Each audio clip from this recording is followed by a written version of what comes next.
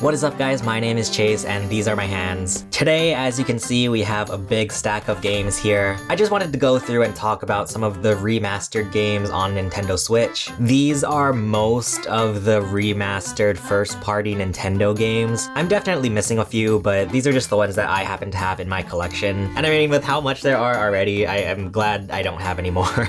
But anyway, let's just look through some of these games, talk about what I think of these remasters. Let's start off with Super Mario 3D World plus Bowser's Fury. This was one of the last, if not the very last, Wii U game to come to Switch, I believe. It just seemed like kind of inevitable that Super Mario 3D World would eventually be coming to the Switch, but we were just like all holding out hope that it would. It took 3 or 4 years, but we finally did get Super Mario 3D World on the Switch. They announced this during the Super Mario 35th anniversary Nintendo Direct, and they kind of teased this extra Bowser's Fury mode, whatever that was going to be, which I'm not gonna lie, at the time I was a little bit worried about. Nintendo has done these like remasters plus something else. For example, mainly the Mario and Luigi games, both of those remastered had like a plus side game of some sort. And while I personally have not played those games, from what I hear, people don't really care for them. So yeah, I was a little bit iffy that we were getting Super Mario 3D World plus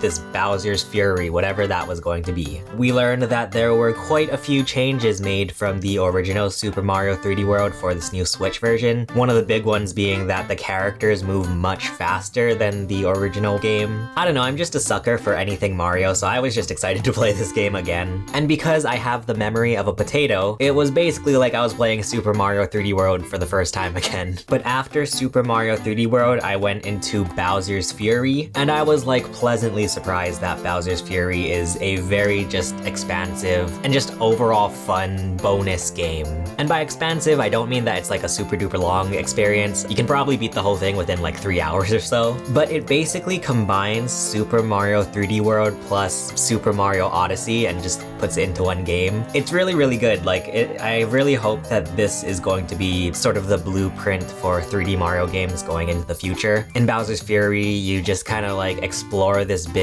area, and it's just a single area, and within this single area you can do a bunch of like missions and get stars and whatnot. Or excuse me, you get cat shines because everything in this game is related to kitties. So overall, this was like a really, really good remaster in my opinion. It changed up some stuff within the original game while giving us this extra content, which was actually good. Next up, we have Super Mario 3D All-Stars, once again revealed during the Super Mario 35th Anniversary Direct. And I remember like sort of all the rumors before this game was revealed. People were saying that there was going to be this collection of all the 3D Mario games, like every single Mario game you can imagine into one package. And then we got this, like it's 3 games, which I mean, it's like the most definitive 3D Mario games that you could probably need. But yeah, I mean, this is like a very just bare bones, here are these 3 classic games remastered for the Switch. Like nothing really new added. I mean, there are like some tiny little changes and like tiny new bells and whistles, but for the most part, these are just the classic games as you know them. Super Mario 64, I guess, was kind of enhanced for HD. It's still like the old N64 like graphics. I kind of wish they went in and changed the graphics, or maybe even included the Super Mario 64 DS version. But then you're getting more into like remake territory, so I guess it's fair that they just kind of left this game intact. I mean, it would have been nice if they at least added widescreen, which just so happens to be what they did for Super Mario Sunshine. The fact that only one of these 3 games are still in 4:3, it just kind of feels weird, I don't know. But yeah, Super Mario Sunshine added widescreen. I think that's pretty much it with Super Mario Sunshine, it's widescreen. You can play it with the Pro Controller, which changes how the whole game functions because the GameCube controller had analog triggers. And then Super Mario Galaxy added button controls, so you don't need to use motion. I ended up still wanting to use motion with Super Mario Galaxy just because it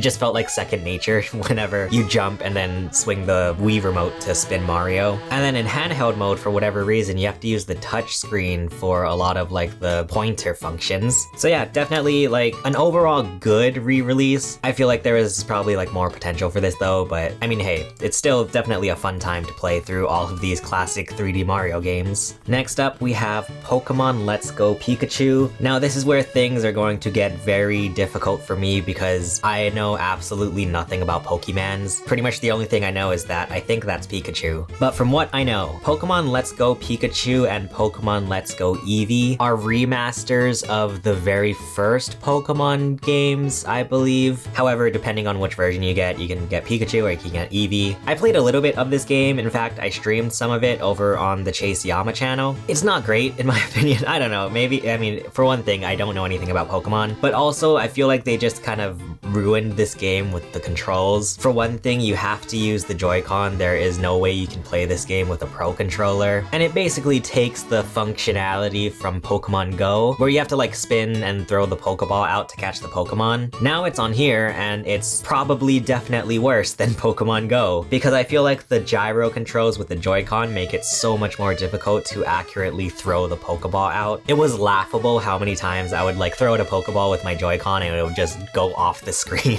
So it's similar to like Super Mario Party, I guess, on the Nintendo Switch, where it's like, please just let me use a Pro controller. Why do I have to use the Joy-Con? Speaking of not knowing anything about Pokemon, we have Pokemon Brilliant Diamond. So obviously there was Pokemon Brilliant Diamond and Shining Pearl. I feel like I remember my brother playing this generation of Pokemon. I, of course, did not play it myself. I pretty much haven't played any Pokemon. So yeah, this was like my first time playing Brilliant Diamond. We streamed this game over on my Twitch channel a while ago. I know people really don't like this version of Pokemon Diamond. I actually like didn't mind it at all. In fact, I actually kind of enjoyed the game more than I think I would have the original. I don't know, I'm such a sucker for like chibi, like cute art style. I kind of wish the whole game though was in this like little chibi style. I think it's like cute. When you go into actual Pokemon battles, then they just change into like, you know, the generic 3D Pokemon trainers or whatever. I like them in their chibi form, what the heck. I will say though that they did throw in like the DS functionalities into this game. For example, I think there are like some menu screens that were originally on the bottom screen of the DS, and now it's just like slapped onto the top right corner of the screen on the Switch version. I really don't like that. I don't like when DS games do that. It just feels like so ugly and just like it takes up screen real estate. It just like looks weird. And I got really close to beating this game actually. The last I played of this game, I'm at the Elite Four. It's too hard. I can't get through the Elite Four. But hopefully one day we'll actually beat Pokemon Brilliant Diamond for the first time. Next up, we have Pikmin 3 Deluxe, another game and series that I don't really know too much about. I mean, I know of Pikmin obviously, but I've never personally played through an entire Pikmin game before. I did pick up Pikmin 3 on the Wii U when it was originally released, and I played a little bit of it. It was like pretty enjoyable on the Wii U. Pikmin 3 Deluxe on the Switch adds some new content. I believe it adds like a prologue and an epilogue to the original Pikmin 3. Once again, a big issue with this version of Pikmin 3 is just the controls. With all of the Pikmin games that were on the Wii, and of course Pikmin 3 on the Wii U, those versions of the game were nice because you could use the Wii remote and the nunchuck to like, you know, call your Pikmin and move them around and whatnot. And since the Wii remote used IR, it was, you know, like pretty accurate to where your Wii remote was pointing. With Pikmin 3 Deluxe, it relies on the Joy-Con's gyro sensors, which makes it a lot less accurate than the Wii remote, and you often have to like recalibrate the gyro in order to get it centered. I haven't actually gotten through Pikmin 3 Deluxe, so I can't say whether or not this is a big deal, but I will say that's like a very clear disadvantage of the Deluxe version compared to the original. But it's very cool at least because we do have Pikmin 3 Deluxe on the Switch. We also have Pikmin 1 and 2 coming up to the Switch as well. So now you can play all of the Pikmin games 1, 2, and 3 just before Pikmin 4 comes out, which at the time that I'm filming this, it's coming out next month. So it's a really cool thing that Nintendo has like preserved this entire series. Except for Hey Pikmin. But let's see if we get a Hey Pikmin port on the Switch. Next up, we have New Super Mario Bros. U Deluxe. This one's okay, I guess. I'm such a sucker for 2D Mario games. Like, if they just kept re-releasing this game every time on the Switch, I would honestly probably buy it. It's also really funny that we have this constant reminder of the Wii U in the U in New Super Mario Bros. U on the Switch. No matter what happens, we cannot escape the Wii U. But this version of the game combines the original New Super Mario Bros. U with New Super Luigi U. There are some like really weird changes with this game, the main one being with the playable characters. In this version, you can play as Mario, obviously, Luigi, Nabbit, and Toadette, who turns into Peachette. And I mean, like, I guess it's like cool that they want to have more variety in the playable characters. Personally, I didn't really mind when it was just Mario, Luigi, and 2 generic Toads. But I kinda wish they sort of went about this with like the way that they did Super Mario 3D World, for example, where in that game you could play as either Mario, Luigi, Peach, or Toad, and each one had their own own unique capabilities, but it wasn't necessarily like one character had less difficulty as the other. In this game, it is very much like the easiest character that you can play as is Toadette. Nabbit is also quite easy because he cannot take damage from enemies. So it's kind of weird that there are these characters that have their own handicaps, and then Mario and Luigi for the most part are just like the normal characters. I mean, I'm guessing that they just wanted to have a 2D Mario game on the Switch, so rather than making a new one, they just brought over the Wii U one, which is like, sure, there you go, now you can play 2D Mario on the Switch.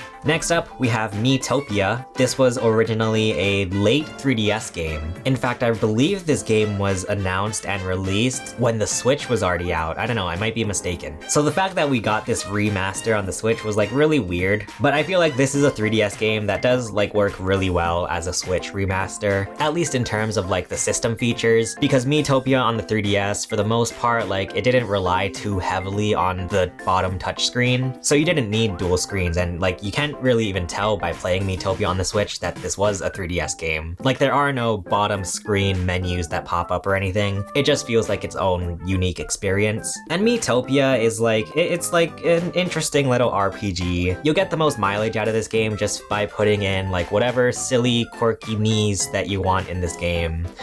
You can put in your friends and family, you can put in like celebrities. They even allow you to like look through some of the featured Miis that were created by other people online, which is like always a fun time. Yeah, it's like a very standard RPG, like a very like not too fancy of an RPG. It is very much like straightforward. You're trying to accomplish this thing and you have to fight little enemies along the way. Although now you can have a horse. You can have a horse as an ally?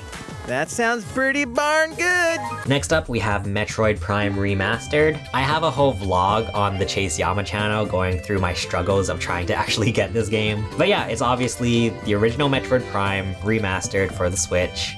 I always find it funny whenever Nintendo decides to use the actual word remastered or like HD or something, or deluxe. They could have easily called this game like Metroid Prime HD or something. But yeah, it's like the original Metroid Prime now with like proper button controls, with the dual analog sticks on the Switch Joy-Con and Pro Controller. Yeah, I don't know. I don't really have much to say about this. Honestly, have yet to start it still, but I'll definitely play this game at some point, hopefully in time for Metroid Prime 4 in about 10 years.